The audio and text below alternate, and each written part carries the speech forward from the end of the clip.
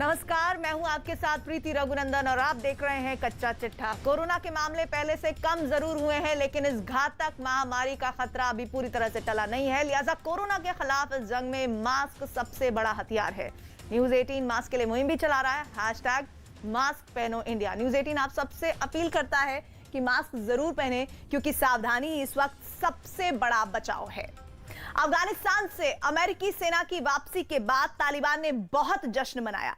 तालिबान के पैरोकार पाकिस्तान ने भी तालियां बजाई, लेकिन अब तालिबान और पाकिस्तान दोनों मातम मना रहे हैं। सबसे पहले बात करते हैं तालिबान की, जिसका संगठन अब बिखरता नजर आ रहा है। आपको यकीन नहीं होगा, लेकिन तालिबान के अंदर विद्रोह की आग भड़क उठी है। ऐसे में कयास लगाए जा रहे हैं कि बरादर ब्रिगेड सब कुछ हासिल करने के बाद भी सत्ता की लड़ाई में बहुत कुछ गंवा सकती है।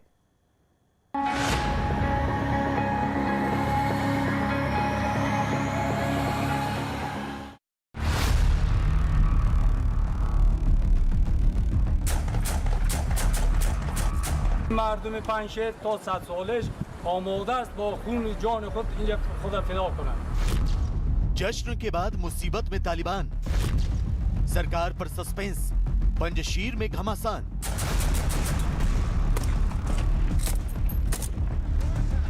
अमेरिकी सेना की वतन वापसी के बाद तालिबान ने जमकर जश्न मनाया था। आपके हाथ में है अफगानिस्तान।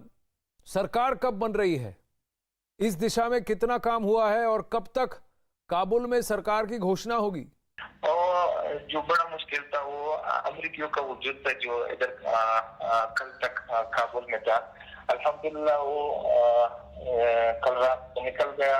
हमारे जो सब्र और इंतजार था, इसके लिए जो बड़ा वजह था वो यही था। इंशाल्लाह मैं उम्मीदवार हूँ कि आने वाले 1 या 2 या 3 दिनों में इंशाल्लाह नई टूर्नामेंट ऐलान इंशाल्लाह हो जाए। वैसे तो खबरें आ रही थी कि अफगानिस्तान से अमेरिकी सेना के जाने के बाद वहां सरकार बनाने की प्रक्रिया आखिरी चरण में है और इसे जल्द ही पूरा कर लिया जाएगा। लेकिन तालिबान के सरकार बनाने से पहले ही सत्ता में भागीदारी को लेकर तलवारें खिंच गई हैं। तालिबान के अंदर ही विरोध की आग भड़क उठी है। मीडिया रिपोर्ट की माने तो सरकार बनाने को लेकर याकूब और हक्कानी गुट में फूट पड़ गई है। मुल्ला उमर के बेटे मुल्ला याकूब की चाहत है कि कैबिनेट में राजनीति से जुड़े लोगों के बजाय सेना से जुड़े लोगों को तरजीह दी जाए, जबकि मुल्ला बरादर की इच्छा ठीक इसके विपरीत है। मुल्ला बरादर सरकार में सेना से जुड़े लोगों को शामिल नहीं करना चाहता है। ऐसे में याकूब और तालिबान का समर्थन करने वाले हक्कानी गुट में भी मतभेद हो गया है। हालांकि तालिबान का नेतृत्व दुनिया के सामने एकजुटता दिखाने की कोशिश कर रहा है, लेकिन अब अंदरूनी कलह धीरे धीरे सामने आने लगी। सरकार बनाने से पहले तालिबान में दरार साफ नजर आ रही है। बिल्कुल स्पष्ट है कि तालिबान के लिए सरकार बनाने की राह आसान नहीं होने जा रही है।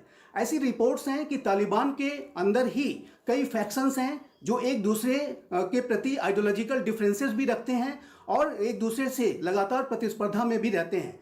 जो ये सरकार बनने जा रही है उसमें ये फैक्शंस अपने अधिक से अधिक शक्ति को सुनिश्चित करने के लिए, अधिक से अधिक पदों को अपने पास रखने के लिए कवायदे कर रहे हैं और एक प्रेशर बिल्डअप करने की कोशिश कर रहे हैं।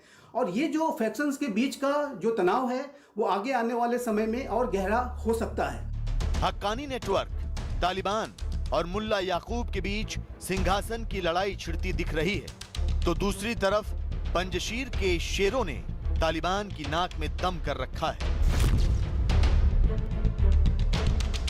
अफगानिस्तान में विद्रोहियों के गढ़ पंजशीर घाटी को कई दिनों से घेर कर बैठे तालिबानी आतंकियों को लगातार हर हमले में मुंह की खानी पड़ रही है। ताजा हमलों में तालिबान के 8 से ज्यादा आतंकी मारे गए हैं। با تمام امکاناتی که هر کس که در حریم خانه ما تجاوز بکنه، از 1 ساله این مردم پنجشیر تا 100 سالش آماده است با خون جان خود اینجا خدا فدا کنه، قربانی بده. هر بیگانه که تجاوز بکنه. NRF की दिलेरी और अपने आतंकियों के मारे जाने से तालिबान बुरी तरह बौखला गए हैं। तालिबान ने नॉर्दर्न अलायंस या कहे नेशनल रेजिस्टेंस फ्रंट के नेता अहमद मसूद को धमकी तक दे डाली है। तालिबान ने कहा है कि विद्रोहियों को अपने खून से इसकी कीमत चुकानी पड़ेगी।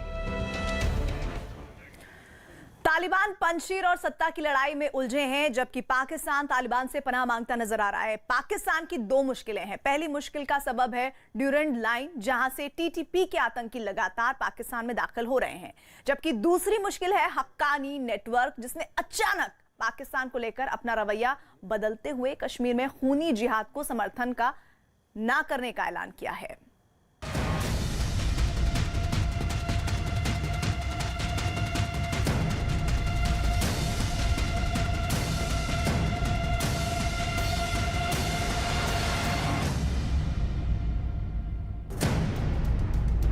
तालिबान की खुशामद में इमरान, हक्कानी नेटवर्क से बाजवा परेशान।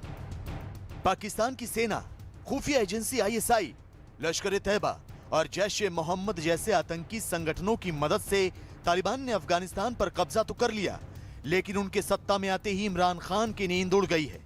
अफगानिस्तान में सुरक्षा हालात को लेकर पाकिस्तान की चिंता अचानक बढ़ गई है। आपको यकीन नहीं होगा, लेकिन तालिबान की बंदूकों में गोलियां भरने वाले पाकिस्तान को ही तालिबान ने आंख दिखानी शुरू कर दी है। दरअसल पाकिस्तान चाहता है कि ड्यूरेंट लाइन को अफगानिस्तान दोनों देशों की आधिकारिक सीमा मान ले। इसके पीछे पाकिस्तान की दलील है कि इस सीमा से बहुत ज्यादा तस्करी होती है और ड्रग्स की तस्करी रोकने के लिए सीमा पर सख्ती जरूरी है। हालांकि बताया जाता है कि पाकिस्तान का असल मकसद ड्यूरेंट लाइन को अंतर्राष्ट्रीय मान्यता दिलाना था। इसके लिए पिछले कुछ सालों से पाकिस्तान इस सीमा पर फेंसिंग लगाने के प्रोजेक्ट पर काम कर रहा है। अब तक तारबंदी का काम पूरा नहीं हुआ है और तालिबान के नेताओं ने यह कह दिया कि वो ड्यूरेंट लाइन के विवाद पर पाकिस्तान के रुख से सहमत नहीं है, क्योंकि इस सीमा के दोनों तरफ पश्तून आबादी है। पाकिस्तान को सबसे बड़ा खतरा आतंकी संगठन तहरीक-ए-तालिबान पाकिस्तान से है, जो लगातार पाकिस्तानी सैनिकों की जान ले रहा है। टीटीपी के आतंकी अफगानिस्तान की सीमा पार करके पाकिस्तान में घुसते हैं और पाकिस्तानी सैनिकों पर हमले करके फरार हो जाते हैं। लिहाजा इस खतरे को देखते हुए पाकिस्तान अब अपने टॉप सुरक्षा और खुफिया अधिकारियों को अफगानिस्तान भेजने जा रहा है। खबरों की माने तो पाकिस्तान तालिबान की सेना को फिर से संगठित करने में मदद करना चाहता है। पाकिस्तान चाहता है कि तालिबान की सेना अपने इलाकों पर नियंत्रण स्थापित कर सके, जिससे टीटीपी के आतंकियों पर लगाम लगाई जा सकती है। यही नहीं, पाकिस्तान की खुफिया एजेंसी आईएसआई के प्रमुख फैज हमीद भी अफगानिस्तान जा सकते हैं। हालांकि तालिबान ने इस खबर पर अब तक कोई प्रतिक्रिया नहीं दी है। एक ऐसे समय में कि जब तालिबान अफगानिस्तान में सरकार बनाने की कवायद में है, ऐसे में ये रिपोर्ट्स हैं कि पाकिस्तान तालिबान की सेना के निर्माण में उसे मदद करने जा रहा है और इस प्रक्रिया में पाकिस्तान की खुफिया एजेंसी आईएसआई के चीफ फैज हमीद काबुल की यात्रा कर सकते हैं। जाहिर है कि पाकिस्तान के हुक्मरान इस तरीके की कवायद करके जो तालिबान के शासन में बनने वाली जो नई सरकार है उसको पूरी तरीके से अपने नियंत्रण में रखना चाहते हैं। पाकिस्तान के हुक्मरानों की मंशा हमेशा से अफगानिस्तान को अपने स्ट्रेटजिक बैकयार्ड के तौर पे और तालिबान और अन्य आतंकी संगठनों को अपने स्ट्रेटजिक एसेट के रूप में इस्तेमाल करने की रही है। लेकिन क्या तालिबान की खुशामद और उनकी सेना को दोबारा संगठित करने में मदद कर पाकिस्तान अपने मंसूबे में कामयाब हो सकता है? इमरान खान नियाजी के लिए तालिबान को पनाह देना तो आसान था, लेकिन उन्हें और उनसे जुड़े दूसरे गुटों पर काबू कर पाना उतना ही मुश्किल है। इमरान खान के लिए तालिबान के साथ अब हक्कानी नेटवर्क भी परेशानी का सबब बनता जा रहा है। पाकिस्तान परस्त हक्कानी नेटवर्क ने अचानक यू टर्न ले लिया है और न्यूज 18 से बातचीत में ऐलान कर दिया है कि वो कश्मीर में पाकिस्तान की दहशतगर्दी का समर्थन नहीं करेगा। हक्कानी नेटवर्क को और आपको पाकिस्तान का बहुत करीबी माना जाता है। पाकिस्तान जम्मू एंड कश्मीर में खलल कर रहा है, कश्मीर ही उसके लिए एक मुद्दा है। मेरा सवाल आपसे यह है कि आप के लिए क्या कश्मीर मुद्दा है? क्या आप जम्मू कश्मीर में दखल करेंगे, पाकिस्तान के प्रॉक्सी वॉर की मदद करेंगे? ये भी एक तबलीगाती प्रोपागेंडा के लड़ाई झगड़े का एक जुज़ ऐसा है कि लोग कहते हैं कि तो पाकिस्तान और दूसरे के साथ ताल्लुकात है और हमारे जो मालूमात है इस 20 साल में आपकी जो मीडिया है इंडिया इसमें भी एक बहुत काम कर दिया लोगों की ज़हनियत को खराब करने में। ये बड़े अफसोस की बात है। अनस हक्कानी हक्कानी नेटवर्क का मुखिया है। अनस हक्कानी के पिता जलालुद्दीन ने ही हक्कानी नेटवर्क बनाया। अब उसका भाई सिराजुद्दीन हक्कानी नेटवर्क चलाता है। यही नहीं, अनस हक्कानी पाकिस्तान का नागरिक है। सबको पता है कि हक्कानी नेटवर्क का ISI और तालिबान से गठजोड़ है, लेकिन फिर भी हक्कानी नेटवर्क भारत से कश्मीर के मुद्दे पर दुश्मनी मोल नहीं लेना चाहता। अब ये हक्कानी नेटवर्क का फैलाया एक भ्रमजाल है या कुछ और, इसका पता तो बाद में चलेगा। लेकिन फिलहाल हक्कानी नेटवर्क के बदले सुर से पाकिस्तान के वजीर आजम इमरान खान की पेशानी पर बल जरूर पड़ गए हैं।